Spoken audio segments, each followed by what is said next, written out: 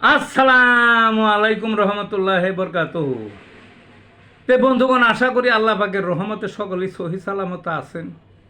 তো কবি গাছ একটা সালে ইউটিউব চ্যানেল 017140885009 এর পক্ষ থেকে আপনাদের সকলের প্রতি রইল একান্ত আন্তরিক শুভেচ্ছা ভালোবাসা।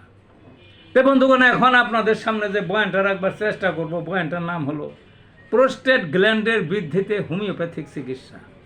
প্রোস্টেট গ্ল্যান্ডের বৃদ্ধি, প্রোস্টেট গ্ল্যান্ড কি আমি আর বোঝাইতে চাই না, কারণ যারা রোগী সবাই এগুলো জানেন।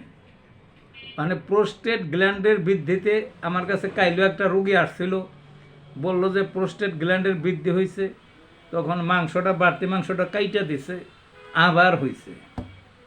তো এরকম হয়, কিন্তু আমি বলি এই যতই অপারেশন করে নিরাপদ না, তো আবার হয়, আবার হইলে আরও জটিল হয়। এক পর্যায়ে হইতে হইতে কাটতে কাটতে পরে রোগী বাঁচান কষ্ট হয়ে যায়।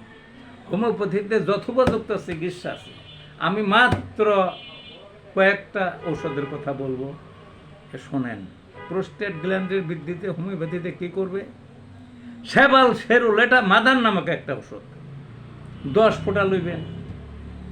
আর একটা বারবেরিস ভলগেরিস মাদার নামক আর একটা ওষুধ, এর 10 ফোঁটা লইবেন। তাহলে 20 ফোঁটা, অল্প পানির মধ্যে এই 20 ফোঁটা দিনে 3 বার খাওয়াইবেন রোগীকে, গেল।